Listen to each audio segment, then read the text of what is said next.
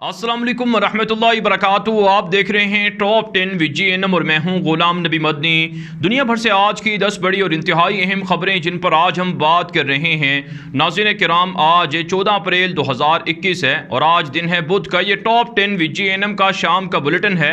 खबरों का सिलसिला शुरू कर लेते हैं। जो आज की पहली बड़ी खबर है ये पाकिस्तान और अमरीका के ताल्लुकात के हवाले से है। नाज़रीन, अमरीका के वज़ीर ख़ारजा एंटोनी ब्लिंकन ने पाकिस्तान के army chief general Qamar Javed Bajwa को फ़ोन किया है। फ़ोन पर अमरीका और पाकिस्तान के इश्यूज़ पर डिस्कशन हुई है और सबसे बड़ी जो खबर अंदर की सामने आ रही है वो ये है कि अमरीका ने पाकिस्तान के army chief general Qamar Javed Bajwa से मदद तलब की है क्योंकि अफ़गान तालिबान ने अमरीका को मोहलत देने से इनकार कर रखा है। अफ़गानिस्तान के अंदर अमरीका ने 11 सितंबर 2021 को फ़ौजें निकालने का ऐलान किया है, लेकिन अफ़गान तालिबान ने ऐलान कर दिया है कि अगर 1 मई 2021 को फ़ौजें ना निकली तो फिर हमले शुरू होंगे। इसलिए नाज़रीन, अब अमरीका अफ़गानिस्तान के अंदर बुरी तरह फंस चुका है और पाकिस्तान की आर्मी से, पाकिस्तान से मदद तलब कर रहा है। पाकिस्तान के army chief general Qamar Javed Bajwa ने अमरीका के वज़ीर ख़ारजा को कहा है कि वादों को पूरा करना ये अमरीका और नेटो की ज़िम्मेदारी है और पाकिस्तान कोशिश कर रहा है कि अफ़गानिस्तान के अंदर अमन व अमान कायम हो, लेकिन इसके लिए वादों का पूरा करना ज़रूरी है। अमरीका को हस्बे वादा अपनी फ़ौजें अफ़गानिस्तान से निकालनी चाहिए। अगर अमरीका 1 मई से अपनी फ़ौजें अफ़गानिस्तान से नहीं निकालेगा तो फिर अफ़गान तालिबान के जो हमले होंगे इसकी ज़िम्मेदारी अमरीका और नेटो पर आयद होगी।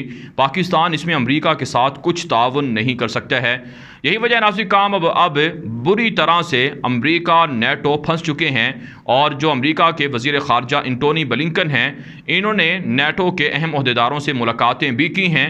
नेटो को कह दिया गया है कि हम आए भी इकट्ठे थे अफ़गानिस्तान के अंदर और जाएंगे भी इकट्ठे, लिहाजा नेटो भी अमरीका के साथ ताउन करे। यही वजह है नाज़रीन, अब ख़बरें सामने आ रही हैं कि नेटो और अमरीका सर जोड़ कर बैठे हुए हैं कि अफ़गान तालिबान को कैसे मनाया जाए। इस्तांबुल के अंदर समिट के अंदर भी तालिबान ने शिरकत से इनकार कर दिया है और अमरीका और नेटो को मोहलत देने से भी इनकार कर दिया है। और इसी तरह से किसी भी तरह से कहा जाता है कि अफ़गानिस्तान के अंदर तालिबान अपने मौक़िफ़ से पीछे हटने पर भी तैयार नहीं है। अब मजबूरन अमरीका को या तो अफ़गानिस्तान से फ़ौजें निकालनी होंगी या फिर अमरीका को अफ़गानिस्तान के अंदर तालिबान के साथ गुरेरा जंग का सामना करना होगा और अफ़गान तालिबान की जानिब से तैयारियां पहले ही की जा चुकी हैं।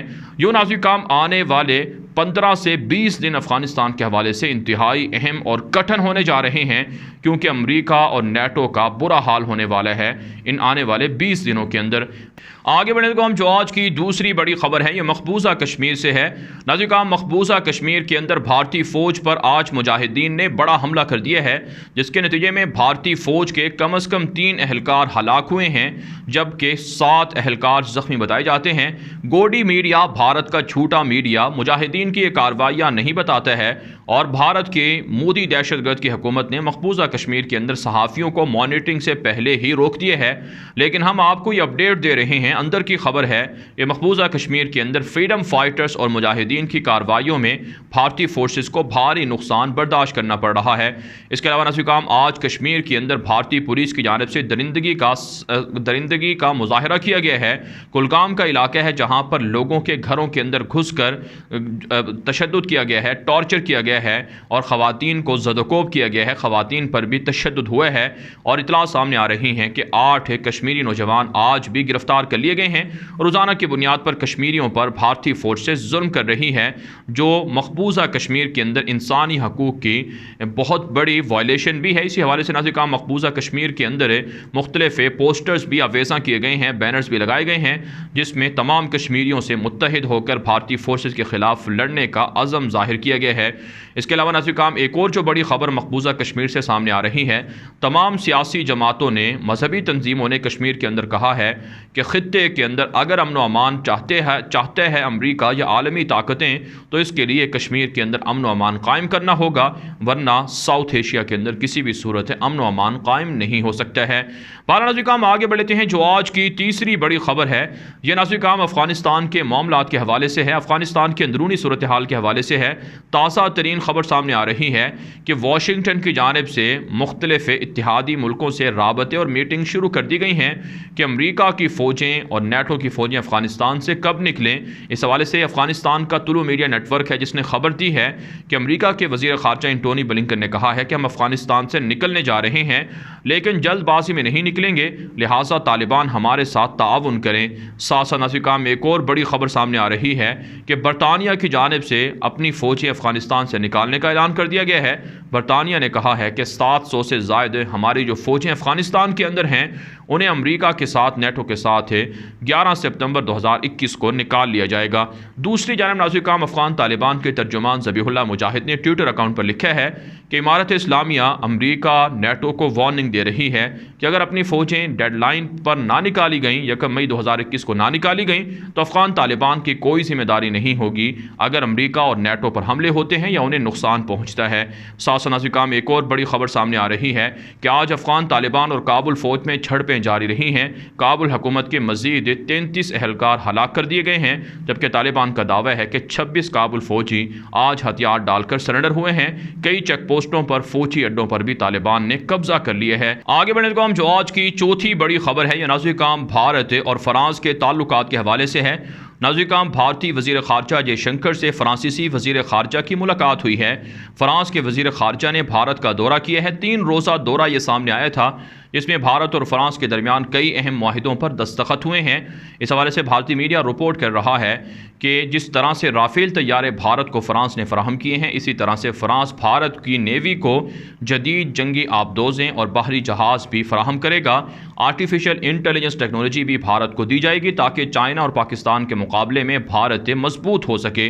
दूसरी जानिब नाज़रीन भारत के वज़ीर ख़ारजा जयशंकर ने कहा है कि जो क्वाड नेशंस हैं, जो क्वाड ममालिक हैं जिसमें अमरीका, भारत, जापान, ऑस्ट्रेलिया है, ये एशिया का कोई नेटो मुल्क नहीं है, कोई नेटो इत्तेहाद नहीं है, नेटो तर्ज का इत्तेहाद नहीं है, बल्कि ये ख़ित्ते की ज़रूरियात के पेश नज़र ये मुख्तलिफ़ मुल्कों का बाहमी ब्लॉक है, इसे नेटो से कंपेयर ना किया जाए। क्योंकि नाज़रीन फ़्रांस और दीगर मुल्कों ने भारत पर शदीद इख्तलाफात किए थे, शदीद एतराज़ात उठाए थे कि अगर 4 मुल्कों का जो नेटो ब्लॉक बनाया गया है भारत की जानिब से, अगर यही 4 मुल्कों पर मुश्तमिल है तो फिर हमारे साथ ताल्लुकात क्यों रखे गए हैं। लेकिन हकीकत यह है, दुनिया इस बात को तस्लीम करती है कि पाकिस्तान, चाइना और रशिया का जो ब्लॉक है वो भारत के स्क्वाड ब्लॉक से कहीं ज़्यादा मजबूत है। लिहाजा भारत के अंदर जो पाकिस्तान के ख़िलाफ़ या चाइना के ख़िलाफ़ मुहिम चलाई जा रही है वो महज धोखे और छूट पर मबनी है। नाज़रीन आगे बढ़ते हैं। जो आज की 5वीं बड़ी खबर है ये पाकिस्तान से है। नाज़रीन आप जानते हैं पाकिस्तान के अंदर 3 रोज़ से तहरीक लब्बैक जो एक मजहबी सियासी तंजीम है उसकी जानिब से एहतजाज जारी है। मुख्तलिफ शाहराहें बंद हैं। इस हवाले से हुकूमत ने क्रैकडाउन भी किया है। सैकड़ों की तादाद में तहरीक लब्बैक के लोग गिरफ्तार कर लिए गए हैं और अब तक की इत्तलात ये हैं कि काफ़ी लोग ज़ख्मी भी हुए हैं। हालात काफ़ी गंभीर हैं। आज पाकिस्तान के वज़ीर दाखिला शेख रशीद ने कहा है कि तहरीक लब्बैक पर पाबंदी लगाई जा रही है। कहा जाता है मसलक बरेलवी से ताल्लुक़ रखने वाली ये पहली सियासी तंजीम या मजहबी तंजीम होगी जिसे कलअदम तंजीम डिक्लेयर किया जा रहा है। लेकिन बहरहाल नाज़रीन महज पाबंदियाँ लगाने से मसले का हल नहीं हो सकता है। मुज़ाकरात करके दोनों तरफ से मामलात को हल करना चाहिए। इससे पाकिस्तान का इमेज ख़राब हो रहा है और पाकिस्तान की आवाम को काफ़ी मसाइल का सामना करना पड़ रहा है। हुकूमत को चाहिए फ़्रांस और दीगर मुल्कों के अंदर जो गुस्ताखी होती है, नामूस रिसालत के तहफ़्फ़ुज़ के लिए कानून साजी की जाए और मुख्तलिफ़ मुल्कों से ताल्लुकात कैसे रखने हैं इस पर भी हुकूमत को वाज़े अपनी पॉलिसी अपनानी चाहिए ताकि पाकिस्तान के अंदर लोगों की दिल आज़ारी ना हो। रसूल अकरम सल्लल्लाहु अलैहि वसल्लम की नामूस की खातिर हर मुसलमान अपनी जान कुर्बान करना फ़र्ज समझता है। आगे बढ़ेगा हम जो आज की 6ठी बड़ी खबर है ये नाज़रीन तुर्की से है। तुर्की के वज़ीर ख़ारजा तशाउश ओगलू ने अपने एक ताज़ा बयान में कहा है कि मिस्र के साथ अस्सिरनो ताल्लुकात तुर्की ने शुरू कर दिए हैं। एक नए दौर का आगाज़ होने जा रहा है मिस्र और तुर्की के दरमियान। आप जानते हैं मिस्र के अंदर इख्वानुल मुस्लिमीन की मुंतखब हुकूमत का तख्ता उल्टा गया था। मोहम्मद मुर्सी को गिरफ्तार करके जेल में तशद्दुद का निशाना बनाया गया, यहाँ तक कि उन्हें जेल के अंदर शहीद कर दिया गया। उसके बाद से तुर्की और मिस्र के ताल्लुकात कशीदा थे, लेकिन अब मामलात बेहतर हो रहे हैं, ताल्लुकात बेहतर हो रहे हैं। इसके अलावा नाज़रीन तुर्क सदर रजब तय्यब एर्दोगान ने अपने एक ताज़ा बयान में कहा है कि बहुत कम ममालिक ऐसे हैं जिनके पास जो नामी मिज़ाइल टेक्नोलॉजी है तुर्की इस हवाले से दुनिया के उन चंद ममालिक में शामिल है जिनके पास ख़तरनाक जौहरी हथियार भी हैं, ख़तरनाक मिज़ाइल भी हैं। इससे दुनिया को हम पैगाम ये देना चाहते हैं कि हमारे दिफा को कमज़ोर ना समझा जाए, बिलखुसूस यूरोप, फ़्रांस, यूनान वगैरह हमारे ख़िलाफ़ जारिद की कोशिश ना करें। तुर्की हर तरह की जदीद और एडवांस टेक्नोलॉजी से लैस हो चुका है, चाहे ड्रोन तैयारे हों, चाहे जंगी जहाज़ हों, बाहरी जहाज़ हों, या फिर तुर्की के अंदर तैयार होने वाले मिज़ाइल हों या आर्टिफिशियल इंटेलिजेंस टेक्नोलॉजी हो। भारत नाज़रीन काम आगे बढ़ लेते हैं। जो आज की 7वीं बड़ी खबर है, यह नाज़रीन काम फ़लस्तीन और इसराइल से है। एक ताज़ा खबर सामने आ रही है कि फ़लस्तीन की वजारत ख़ारजा की जानिब से OIC से मुतालबा किया गया है कि मस्जिद अक़सा की हिफाजत के लिए OIC अपना किरदार अदा करे, क्योंकि मस्जिद अक़सा पर यहूदियों के मज़ालिम बढ़ रहे हैं। मस्जिद अक़सा के अंदर लाउड स्पीकर के अंदर अज़ानें देने पर पाबंदी आयद की जा चुकी है, यहाँ तक कि मस्जिद अक़सा के अंदर मुसलमानों को नमाज तरावी की अदायगी से भी रोका जा रहा है और इसी तरह से लोगों पर तशद्दुद और जुल्म हो रहा है। लिहाजा OIC अपना किरदार अदा करे। इसके अलावा नाज़रीन काम आज भी यहूदी फोर्सेस की जानिब से मुसलमानों पर जुल्म हुआ है। मज़ीद 4 फ़लस्तीनियों को गिरफ्तार कर लिया गया है। साथ साथ नाज़रीन काम इसराइल से खबर सामने आ रही है कि नेतन्याहू के ख़िलाफ़ मुज़ाहिरों में शिद्दत देखने में आ रही है। मुज़ाहिरीन ने कहा है कि जो यहूदी मारे गए थे होलोकॉस्ट के अंदर या दीगर मामलात के अंदर उनको याद करने का जो इवेंट होता है हर साल, उसमें नेतन्याहू शरीक ना हो। वो करप्शन बदनुवानी की वजह से किसी भी तरह से इक़्तिदार के हक़दार नहीं हैं, उन्हें इक़्तिदार से अलग हो जाना चाहिए, इस्तीफ़ा दे देना चाहिए। भारत नाज़रीन काम आगे बढ़ लेते हैं। जो आज की 8वीं बड़ी खबर है, ये नाज़रीन काम ईरान, सऊदी अरब और इसी तरह से इराक़ से है। नाज़रीन काम ताज़ा तरीन खबर सामने आ रही है यूरोपीय ममालिक की जानिब से और इसी तरह से सऊदी अरब की जानिब से ईरान के ख़िलाफ़ मज़ीद पाबंदियाँ आयद करने का मुतालबा किया गया है, क्योंकि ईरान की जानिब से 60% से ज़ायद यूरेनियम की अफसूदगी का ऐलान कर दिया गया है। ईरान ने कहा है कि नतंज़ में हमारी न्यूक्लियर साइट पर हमला हुआ है, इसके बाद हम यूरेनियम ज़्यादा पैदा करेंगे ताकि जल्द से जल्द जोहरी हथियार एटम बम बना सकें, जिसके बाद सऊदी अरब को, यूरोप को काफ़ी परेशानी लाहिक हो चुकी है। इसके अलावा नाज़रीन काम इराक़ और ईरान के सदूर के दरमियान फ़ोन पर बातचीत हुई है। दोनों मुल्कों ने मुख्तलिफ उमूर पर डिस्कशन की है, बिलखुसूस खित्ते के अंदर जो कशीदगी है इसे कम करने पर इत्तिफाक हुआ है। साथ साथ नाज़रीन काम इराक़ से एक और ख़बर सामने आ रही है कि इराक़ी सूबा कुर्दिस्तान है, जहाँ पर मुसल्लह तंजीमों ने एक मकाम पर एक हेडक्वार्टर पर हमला किया है और इत्तला सामने आ रही हैं कि ये इसराइल की खुफिया एजेंसी मोसाद का हेडक्वार्टर था जिस पर मुसल्लह तंजीमों ने हमला किया है। लेकिन इराक़ के सूबा कुर्दिस्तान की हुकूमत ने दावा किया है कि यह झूठा और मनगढ़ंत दावा है। सूबा कुर्दिस्तान के अंदर किसी भी तरह की इसराइली एजेंसी मोसाद का नामो निशान नहीं है। लेकिन नाज़रीन काम हकीकत यह है कि इराक़ की जो तकसीम है वो इसराइल करवाना चाहता है ताकि छोटे छोटे टुकड़े करके इन मुल्कों पर कब्ज़ा करना आसान हो। इसके लिए इराक़ का सूबा कुर्दिस्तान अलग करके अलहदा मुल्क कुर्दिस्तान बनाने के लिए भी इसराइल साजिशें कर रहा है। भारत नाज़रीन काम आगे बढ़ लेते हैं। जो आज की 9वीं बड़ी खबर है, यह नाज़रीन काम लीबिया और यूनान के ताल्लुकात के हवाले से है। एक बड़ी खबर सामने आई है कि यूनान और लीबिया के दरमियान बाहरी हुदूद के तयन के लिए एक मीटिंग हुई है, मुलाकात हुई है, जिसमें जो लीबिया की अबूरी हुकूमत के सरबराह हैं, ज़िम्मेदार हैं, मोहम्मद मनफ़ी, उन्होंने शिरकत की है। यूनान के हुक्मरानों के साथ डिस्कशन हुई है। आप जानते हैं लीबिया और यूनान के दरमियान समंदरी हुदूद में शदीद इख्तलाफात थे और लीबिया और तुर्की के दरमियान भी समंदरी हुदूद पर इत्तिफाक हुआ था, जिसके बाद यूनान को काफ़ी एतराज़ात हैं। अब अबूरी हुकूमत यूनान के साथ मामलात को हल करने की कोशिश कर रही है, लेकिन लीबिया की हुकूमत को यह बात जाननी होगी, ये बात समझना होगी कि यूरोप उनका दुश्मन है, चाहे फ़्रांस हो, इटली हो, यूनान हो, ये किसी भी तरह से उनके खैर खा नहीं है। लिहाजा उन पर इन्हिसार नहीं करना होगा, उन पर जो डिपेंड है उसे ख़त्म करना होगा।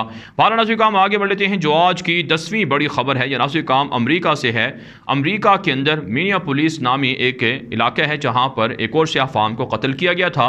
नाज़रीन काम वहाँ के पुलिस के जो चीफ़ हैं उन्होंने इस्तीफ़ा दे दिया है कि पुलिस की जानिब से सियाह फामों के कत्ल के बाद वो इस ओहदे के हकदार नहीं हैं। नाज़रीन काम आप जानते हैं जॉर्ज फ्लॉयड नामी शख्स को भी यहीं पर पुलिस के ज़रिए से कत्ल किया गया था और गुज़श्ता दिनों एक और वाक़या पेश आया है, जिसके बाद अमरीका के अंदर फिर से सियाह फामों के एहतजाज और मुज़ाहरे शुरू हो चुके हैं। कहा जाता है कि अमरीका इंतहा पसंदी और नफ़रत अंगेज़ी की वजह से तबाही से दुचार होने जा रहा है। नाज़रीन काम दुनिया भर से ये थी आज की 10 बड़ी खबरें। इन खबरों के हवाले से आपकी क्या राय है, अपनी राय कमेंट के जरिए से ज़रूर हम तक पहुँचाएँ। मज़ीद खबरों के लिए आप हमारे ट्विटर अकाउंट सुनिए मेरे आगे ग़ुलाम नबी मदनी और हमारे नए फेसबुक पेज ग़ुलाम नबी मदनी को फॉलो कर लें। आज के लिए इतना ही, इजाज़त दीजिए। अल्लाह हाफ़िज़।